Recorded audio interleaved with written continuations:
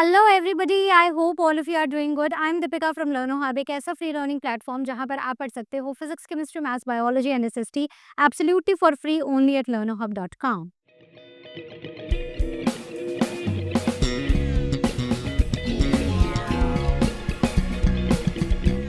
तो आज हम स्टार्ट करने जा रहे हैं आईसीएसई क्लास 7 बायो का नेक्स्ट चैप्टर, और चैप्टर है एलर्जी। बड़ा ही छोटा सा, क्विक सा, सिंपल सा चैप्टर है। जल्दी से डिस्कस करेंगे, कुछ क्वेश्चंस करेंगे और कुछ मैं आपको होमवर्क दूंगी। तो चलिए शुरू करते हैं एलर्जी की हिस्ट्री से। भाई, आई कहाँ से ये एलर्जी जो आजकल लोगों को इतनी कॉमनली देखी जाती है? तो एलर्जी ना 1906 में ये टर्म इंट्रोड्यूस हुई थी, और ये दी गई थी by Clemens von Pirquet, right. He was a Viennese paediatrician. तो ये एक ग्रीक वर्ड से लिया हुआ एक शब्द है जिसका मतलब होता है अदर वर्क। एलर्जी का मतलब होता है अदर वर्क, कुछ और काम, राइट। तो हमारी बॉडी में आए हैं, हमारी बॉडी को फायदा देने किसी और काम के लिए आए हैं। तो एलर्जी बेसिकली एक हाइपर सेंसिटिव रिएक्शन होता है हमारे इम्यून सिस्टम का। तो जो हमारा ये प्रोटेक्टिव इम्यून सिस्टम है ना, इसका एक हाइपर सेंसिटिव रिएक्शन होता है। और ये ना नॉर्मली उन चीज़ों को हार्मफुल समझ लेता है जो नॉर्मली हार्मलेस होती है, राइट। जैसे किसी को पीनट्स की एलर्जी होती है, राइट। तो दूध की एलर्जी होती है, तो जैसे ही पीनट दूध आप ले लेते हो तो आपकी बॉडी ना, मतलब अलग सा रिएक्ट करने लग जाती है, उसको डेंजरस समझ के एक हाइपर सेंसिटिव रिस्पॉन्स देने लग जाती है। So these substances are called as allergens. तो हर किसी को अलग एलर्जी होती है, किसी को कोई भी एलर्जी नहीं होती है, और हर किसी की एलर्जी का जो लेवल है ना, वो भी अलग होता है। क्लियर है? तो what are the causes of energy? So ये एक इम्प्रॉपर या excessive activation of immune system की वजह से होती है। मतलब हमारा इम्यून सिस्टम कुछ हार्मलेस चीज़ों को हार्मफुल समझ लेता है और बहुत ज़्यादा रिएक्ट कर जाता है। जैसे होता है ना, हम छोटी सी चीज़ पे कई बार बहुत ज़्यादा गुस्सा कर जाते हैं, ओवर रिएक्ट कर जाते हैं। बस ऐसा ही हमारा इम्यून सिस्टम करता है एलर्जी के टाइम पर। तो एलर्जेंस बेसिकली वो सब्सटेंसेस होते हैं जिनसे ये एलर्जिक रिस्पॉन्सेस क्रिएट होते हैं, ये रिएक्शंस होते हैं। और ये अलग लोगों में अलग अलग तरह की एलर्जी, और हर एलर्जन अलग तरह से रिएक्ट करता है। सो इसमें बहुत ही कॉमन है, जैसे dust, pollen, spores, then insect stings, और कुछ खाने जैसे दूध, पीनट्स हो गए। तो एग्जाम्पल्स हम ले लेते हैं, hay fever, asthma, allergic dermatitis and food allergies. So these are certain examples of allergic diseases. और इनमें जो कॉमन एलर्जेंस होते हैं, they are dust, they are pollen grains and they are peanuts. Clear हो गया? So dust, pollen grains and peanuts, these are some of the very common allergens, right. नाम याद रखने हैं। Now the mechanism of allergy, तो मतलब ये होता क्या है?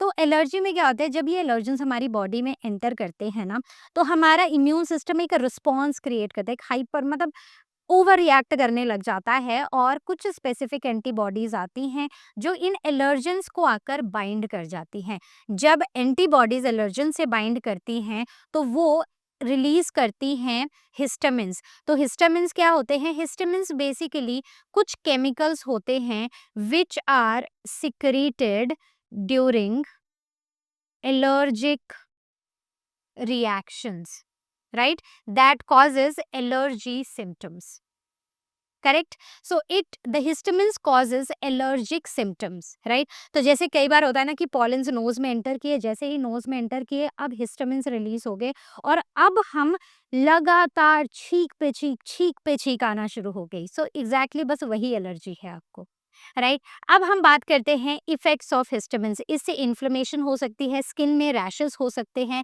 स्नीजिंग, रनिंग नोज, या फिर हमारी ब्रोंकियोल्स कॉन्स्ट्रिक्ट हो सकती है। तो हम रेस्पिरेटरी सिस्टम पढ़ चुके हैं इस क्लास में। हमने देखा है कि कैसे एक एक ट्यूब दो में डिवाइड होती है, फिर वो फर्दर डिवाइड होती है। तो ये जो ट्यूब है ना, अब इसमें पैसेज इतना था, लेकिन इन्फ्लेमेशन की वजह से अब ये कॉन्स्ट्रिक्ट हो गई। अब ये जो पैसेज था, एयर पैसेज था, ये नैरो हो गया।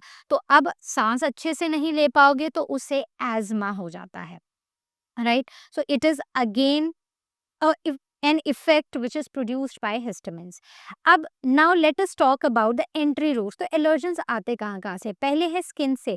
स्किन से ये लेटेक्स के थ्रू आ सकते हैं। मतलब लेटेक्स एक क्या होता है? It is a milky sticky liquid जो कि कुछ प्लांट्स रिलीज करते हैं, जैसे कि रबर प्लांट रिलीज करता है। कुछ क्लोथ से हो सकती है, इंसेक्ट बाइट से भी हो सकती है। तो it causes skin allergies and dermatitis which is skin irritation. आगे आ जाओ, माउथ की बात करें तो माउथ में most allergies they occur in this way. ठीक है, जब हम चीज़ों को खाते हैं तो बहुत सारी चीज़ों के साथ कुछ एलर्जेंस हमारी बॉडी में एंटर कर जाते हैं। तो ये सबसे मतलब ये वो तरीका है जिससे ज़्यादातर एलर्जीज होती हैं, जैसे cow milk, egg, wheat, peanuts, fish, soya या फिर shellfish. So these are the common food allergens. Milk protein allergy बहुत सारे बच्चों में आजकल ये देखी जाती है। It is very common in children जिनको जो काऊ या फिर गोट मिल्क को नहीं टॉलरेट कर पाते हैं। So about 10% children there throughout the world have this milk allergy, right. और अगर हम देखें तो एलर्जी ना पूरी दुनिया में अराउंड 20% लोग जो हैं वो इस एलर्जी से जूझ रहे हैं, और इनमें से 6% तो ऐसे लोग हैं जिनको एलर्जिक राइनिटिस है। बेसिकली नोज की एलर्जी है कि जैसे ही कुछ ब्रीद इन किया तो छींक पे छींक आना शुरू हो गई, स्नीजिंग शुरू हो गई, right. So these are the allergies. अब हम फूड एलर्जी पे आते हैं। तो फूड एलर्जी में जैसे वीट, मिल्क, सी फूड या फिर नट्स की बात करते हैं, और इससे होता क्या है तो ये पता होना चाहिए। तो जब भी हम कोई चीज़ खाएंगे तो हमारी बॉडी जब रिएक्ट करेगी ना, तो एक बड़ा ही कॉमन रिस्पॉन्स है, दैट इज वॉमिटिंग, हाइव्स, पेट में दर्द हो जाना या एक्जिमा, मतलब ये स्किन में रैशेस हो जाना, करेक्ट। आगे बढ़ते हैं। इससे एज़मा लाइक सिम्टम्स भी आ जाते हैं, मतलब हमारी जो ब्रोंकस है ना उनमें स्पैज़म भी हो सकता है, और सिवियर केसेस में एनाफाइलेक्सिस भी हो सकता है। ये इंपॉर्टेंट टर्म है, लेकिन मैं आपको थोड़ी देर बाद इसको एक्सप्लेन करूंगी। तो होता क्या है कि जो हमारी मसल्स हैं, हमारी मसल के जो ब्रोंक्यूल्स हैं ना, मतलब ब्रोंक्यूल्स के अराउंड जो मसल्स हैं वो कॉन्ट्रैक्ट हो जाती हैं, पैसेज नैरो हो जाता है, और इसकी वजह से ब्रीदिंग में डिफिकल्टी हो जाती है। Coming on to the seasonal allergy, जैसे कई कई ना सीजन्स में एलर्जी आती है। कुछ स्प्रिंग में आती है जब पॉलेंस रिलीज होते हैं, फ्लावर्स ब्लूम करते हैं, पॉलेंस रिलीज होते हैं, ये हमारे आसपास हवा में होते हैं। जब हम इस हवा को ब्रीथ करते हैं तो हम छींकने लग जाते हैं। दूसरी समर्स की बात करें तो समर्स में भी पॉलन एलर्जीज देखी जाती हैं। इसमें भी sneezing, sniffing, coughing, itchy eyes हो जाती हैं, running, itchy eyes and nose, running nose and watery eyes. Winters में पॉल्यूटेंट्स की एलर्जीज देखी जाती है। तो कुछ ऐसे एरियाज हैं थ्रू आउट द वर्ल्ड जो बहुत ज़्यादा पॉल्यूटेड हैं, तो वहाँ पर sulphur dioxide, nitrogen dioxide, smog इतनी ज़्यादा बढ़ जाती है, specially in the northern parts of India. अगर हम अपनी कंट्री की बात करें, इससे भी लोगों को बहुत ज़्यादा एलर्जी होती है, आँखों में इरिटेशन होना, थ्रू आउट विंटर्स बीमार रहना। So these are the allergies. Now the dust allergy. Dust allergy में डस्ट पार्टिकल्स जब हमारे अंदर जाते हैं तो उससे एलर्जी हो सकती है, and it can cause asthma. Then drug allergy में पेनिसिलिन आता है, इससे डायरिया, नोज़िया, हाइव्स और इन्फ्लेम्ड और सेंसिटिव स्किन देखी जाती है। Coming on to the signs and symptoms of allergies. So some allergens जैसे कि डस्ट और पॉलेंस है ना, ये एयरबॉर्न एलर्जेंस होते हैं, और जब सिम्टम्स आते हैं तो सिम्टम्स भी ऐसे होते हैं जैसे आंखों में हमें इची, मतलब आंखों में पानी निकलना, आंखों में इरिटेशन होना, नोज में या लंग्स में इरिटेशन दिखाई देती है। तो कॉमन जो हमारे सिम्टम्स हैं वो आपको पता होने चाहिए। Nose irritation, sneezing, coughing, wheezing, red and watery eyes, increased mucus of the lungs and the shortness of breath, जिसमें वही सांस नहीं ले पा रहे हैं प्रॉपर, एग्जैक्टली। अब एलर्जिक रिएक्शंस में ना हे फीवर हो जाता है कई बार। हे फीवर मतलब कि ये पॉलेंस की वजह से होता है। जब फ्लावर्स ओपन होते हैं ना, तो जब हम इस हवा को ब्रीथ करते हैं तो रनिंग नोज और स्नीजिंग देखा जाता है। इससे हमारी नेजल कैविटी की लाइनिंग इन्फ्लेम्ड हो जाती है, so that is hay fever.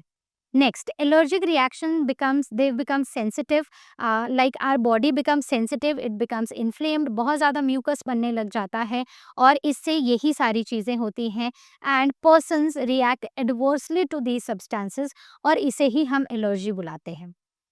Next बात करते हैं एज़मा की। तो एज़मा क्या है? एज़मा बेसिकली एक सीरियस एलर्जिक रिएक्शन है जिसमें हमारे ब्रोंक्यूल्स कॉन्ट्रैक्ट हो जाते हैं। एग्जैक्टली सेम ही चीज़ है जो पहले लिखी थी। वो नैरो हो जाते हैं, डिफिकल्टी इन ब्रीदिंग, व्हीजिंग साउंड, मतलब जब सांस भी लेते हैं ना तो एक वो विस्लिंग सी साउंड आती है, शॉर्टनेस ऑफ ब्रेथ, और ये ट्रिगर करता है because of pollens, dust and certain foods, right. So it is asthma. Now coming on to hive, जिसे हम यूट्रिकेरिया भी बुलाते हैं, तो इसमें क्या होता है, सडनली कुछ हमारी जो स्किन है ना उसके ऊपर कुछ स्वॉलन पेल या फिर रेड बम्प्स और पैचेस देखने को मिलते हैं हमारी स्किन के ऊपर। ये फूड्स और मेडिसिन की वजह से होते हैं। आगे हम बात करते हैं उस इम्पॉर्टेंट टर्म की जिस जो लाइफ थ्रेटनिंग हो सकती है, जो सिवियर हो सकती है, जिसके बारे में मैं आपको पहले भी बता रही थी, और इससे मल्टीपल ऑर्गन सिस्टम्स भी अफेक्ट हो सकते हैं। तो ये हमारे रेस्पिरेटरी, सर्कुलेटरी और डाइजेस्टिव सिस्टम तीनों को अफेक्ट करती है। और इसके सिम्टम्स क्या होते हैं, स्किन पर रेडनेस हो जाना, रैशेस हो जाना, स्वेलिंग और इन्फ्लेमेशन हो जाना, that may be around 10 centimetre से ज़्यादा स्वेलिंग, इन्फ्लेमेशन होना, देन ब्रोंकियो कॉन्स्ट्रिक्शन, हमारी ब्रोंक्योज का कॉन्स्ट्रिक्ट हो जाना, ब्लड प्रेशर कम हो जाना और ब्रीदिंग डिफिकल्टीज होना। तो एनाफाइलेक्सिस आपको पता होना चाहिए, this is very very important. Hives के बारे में भी आपको पता होना चाहिए। तो this condition sometimes become very serious, symptoms कई बार सबसाइड कर जाते हैं, लेकिन over the period of time ये कई बार वापस आ जाती है और इसकी वजह से मेडिकल इमरजेंसीज तक हो सकती है। Now the diagnosis of allergy, तो एलर्जी को हम डायग्नोज कैसे करेंगे? एक तो है कि हमारी जो मेडिकल हिस्ट्री है उससे हमें पता चले, हम कुछ टेस्ट्स कर सकते हैं।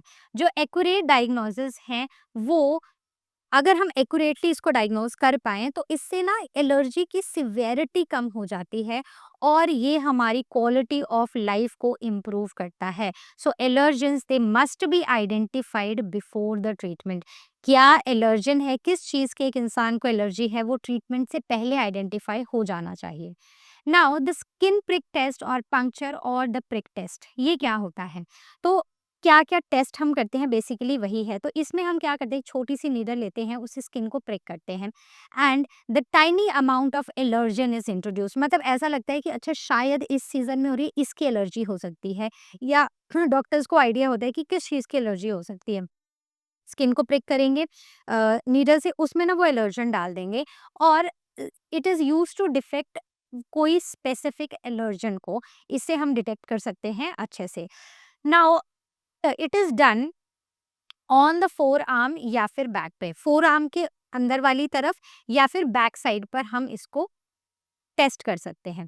अब प्रोसीजर क्या है, बस वही है कि एक ड्रॉप एलर्जन की लेनी है, वो इंट्रोड्यूस कर देनी है स्किन में and skin is pricked with the small needle. Allergen small amount में होना चाहिए, से पॉलेंस है, पीनट एक्सट्रैक्ट है या फिर इंसेक्ट प्रोटीन्स है, इनके लिए हम इसको यूज़ करते हैं and skin is marked with pen या फिर डाई। मतलब जहाँ पर अब हमने इस एलर्जन को इंट्रोड्यूस किया है ना, उस एरिया को हम ऐसे मार्क भी करेंगे and control drop is also applied. Now what is this control drop? तो जहाँ पर हमने ये एलर्जन डाला है उसी के थोड़े आगे हम एक कंट्रोल ड्रॉप डालते हैं, मतलब वैसे ही प्रिक करेंगे और वहाँ पर एक कंट्रोल ड्रॉप, जैसे कि कोई प्लेन लिक्विड, मान लो सॉल्ट वाटर हमने डाल दिया।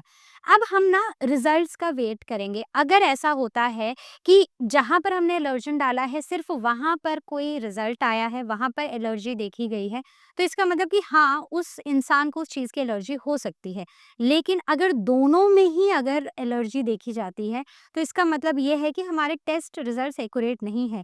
एलर्जी शायद किसी और चीज़ की हो सकती है। So that is control drop. जब भी हम एक्सपेरिमेंट्स भी करते हैं, अब आप बड़ी क्लासेस में जा रहे हो, तो जब भी हम टेस्ट एक्सपेरिमेंट्स करते हैं ना, तो एक तो हम एक्सपेरिमेंट कर रहे होते हैं और उसके साथ-साथ एक टेस्ट ट्यूब, अगर 4 टेस्ट ट्यूब्स में हम एक्सपेरिमेंट कर रहे हैं, एक टेस्ट ट्यूब हमारी कंट्रोल वाली होती है, जिसमें हम एक सिंपल प्लेन चीज़ डाल के टेस्ट करते हैं। जैसे-जैसे आगे बढ़ोगे समझ आएगा, राइट? अब ऑब्जर्वेशन क्या है, रेडनेस और स्वेलिंग इंडिकेट्स एलर्जी और वो एक स्पेसिफिक एलर्जन आइडेंटिफाई करने में हमारी हेल्प करती है। रिजल्ट्स, रेडनेस, स्वेलिंग, ब्लिस्टर या हाइव्स हो सकते हैं, जैसे कि मस्कीटो बाइट में होते हैं and the reaction usually occurs within 30 minutes. अगर आप किसी चीज़ से एलर्जिक हो तो आपको रिएक्शन विद इन 30 मिनट्स मिल जाएगा। Result, sorry, fine. अब बात करते हैं the blood test for allergy. तो ये क्विक होता है, सिंपल होता है और ये हमेशा एक लाइसेंस्ड हेल्थ केयर प्रोवाइडर ही बोल सकता है करने को।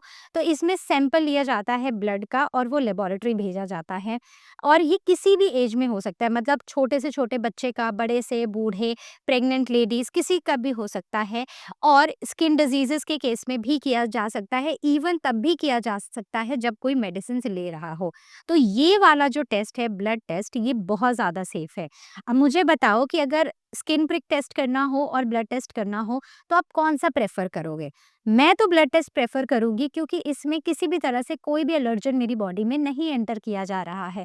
क्योंकि ये भी हो सकता है कि वो एलर्जन इतना, मतलब उससे मेरी बॉडी, मेरा इम्यून सिस्टम इतना ज़्यादा रिएक्ट कर जाए कि वो लाइफ थ्रेटनिंग हो जाए, राइट? तो इससे ब्लड लिया, ब्लड सैंपल का टेस्टिंग करके, that is the safe way, quick भी है और सेफ भी है। सो ये डिटेक्ट क्या करता है, detect the concentration of specific antibodies in the body. तो हमारा इम्यून सिस्टम जो है वो एंटीबॉडीज बनाता है। तो कौन सी एंटीबॉडी है हमारी बॉडी में, वो इस ब्लड टेस्ट में देखा जाता है। Multiple allergens detected from the simple blood sample. तो एक ब्लड सैंपल से हम मल्टीपल एलर्जेंस को चेक कर सकते हैं। Now, what are the uses? So, it identifies what a person is allergic to. It predicts the risk of severe reactions. It helps cross the cross reactivity, and it is useful for long-term allergy management. Clear हो गया। Now what are the precautions to avoid allergy. तो क्या क्या precautions हम ले सकते हैं ताकि हम एलर्जीज को, मतलब अवॉइड कर सकें। तो हमें, there is no permanent cure, पहली बात तो ये बात समझ लो। तो हम टेम्परेरी रिलीफ के लिए मेडिसिन ले सकते हैं। And people prone to allergies they should be aware कि उनको किस एलर्जन से एलर्जी है, and avoid exposure to the triggering substances. तो ऐसे सब्सटेंसेस से उनको दूर रहना पड़ेगा। अर्ली आइडेंटिफिकेशन से हम सिवियर रिएक्शंस को रोक सकते हैं। क्लियर हो गया। तो बस इतना सा चैप्टर था। अभी तक कोई बात समझ नहीं आई, वो ask it and ask question section, और you can book your class with Learn Hub Swayam. तो आपको किस में क्या सिम्टम्स आते हैं, उसको हम क्योर कैसे करेंगे, ये बात आपको क्योर कैसे करेंगे वो तो प्रिकॉशंस हमने लास्ट में देख लिए, लेकिन किससे क्या सिम्टम्स आते हैं, ये सब आपको पता होना चाहिए। तो क्विकली कुछ क्वेश्चंस कर लेते हैं। सबसे पहला क्वेश्चन है, a student develop sneezing, watery eyes and running nose every year when the flower blooms, the most likely cause is. तो ये एक सीजनल एलर्जी हो सकती है जो पॉलेंस की वजह से होती है, क्योंकि जब पॉलेंस ब्लूम करते हैं तो सीजनल एलर्जी होती है। After eating peanuts a child develops hives and difficulty in breathing, right? So this condition is described as. तो जब उसने पीनट्स खा लिए तो उसे हाइव्स हुई, उसे ब्रीदिंग डिफिकल्टी हो गई, तो इस कंडीशन को हम क्या बुलाएंगे? तो उसे एनाफाइलेक्सिस हो सकता है। ठीक है। Next, a patient shows redness and swelling at the site of skin prick test within 30 minutes. ये क्या इंडिकेट करता है? तो मैंने आपको बड़ा क्लियरली अभी बताया था, अगर जहाँ पे एलर्जन इंट्रोड्यूस किया है अगर वहीं पर स्वेलिंग आ रही है, रेडनेस आ रही है, इसका मतलब वो इंसान उस पर्टिकुलर सब्सटेंस से एलर्जिक है, right? So is allergic to the tested substance.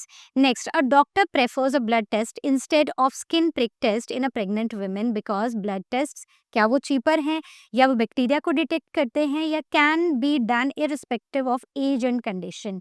Yes, तो ये किसी भी एज किसी भी कंडीशन में हम इस टेस्ट को कर सकते हैं। A person living in northern Indian cities experience difficulty in breathing during winters due to smog.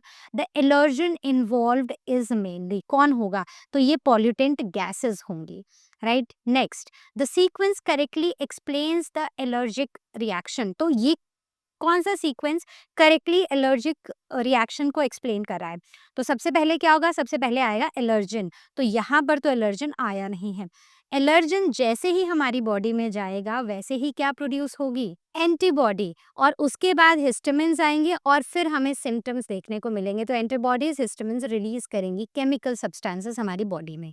So due to allergic reactions histamine mainly causes. तो हिस्टामिन क्या करता है? हिस्टामिन इन्फ्लेमेशन करता है और म्यूकस प्रोडक्शन करता है। A control drop is used in skin prick test too. तो कंट्रोल ड्रॉप क्यों यूज किया जाता है? ताकि हम रिएक्शंस को कंपेयर कर सकें और अपने रिजल्ट्स को कंफर्म कर सकें। अगर कंट्रोल में भी रिएक्शन हुआ होगा इसका मतलब हमारे रिजल्ट सही नहीं है। Then which of the following is not a food allergen? तो वी मिल्क, व्हीट, नट्स सब फूड एलर्जन है। पेंसिलिन एक केमिकल एलर्जन है, राइट? मेडिसिन है। The patient with asthma experiences wheezing, क्यों? क्योंकि उसके ब्रोंक्योज एक्सपैंड हो जाते हैं? नहीं। Bronchioles get blocked by blood? No. Bronchioles contract and they become narrow. तो वो जो एयर का पैसेज है ना वो रिस्ट्रिक्ट हो जाता है। Allergy is best defined as. So Infection caused by microbes? No. Normal immune response? No. Hypersensitive immune response to harmless substances? So, yes. Next, which allergy condition mainly affects the nasal cavity? तो इनमें से nasal cavity को mainly कौन सा affect करता है? So that is hay fever. Next, allergy blood test helps in all except identifying the allergen करता है, प्रिडिक्ट द सिवियरिटी हाँ करता है, exposing the patient to allergen तो ये नहीं करता है, इसीलिए इसे काफ़ी सेफ माना जाता है। Next, the best way to prevent allergic reaction is कैसे करेंगे? So take the antibiotic daily, no, avoid the known allergen, so this is the best way how we can avoid it. Okay, so these are some of the questions for you जो आपको practice करने हैं, और अगर आपको कोई doubt आता है please ask them on ask question section और you can book your class with Learner Hub Swayam. So that was all from the today's chapter. कोई डाउट रह गया हो, आपको पता है कहाँ आना है, so I see you next time with the next video. Till then all of you take care and as you all know Learner Hub मतलब फ्री है पर बेस्ट है।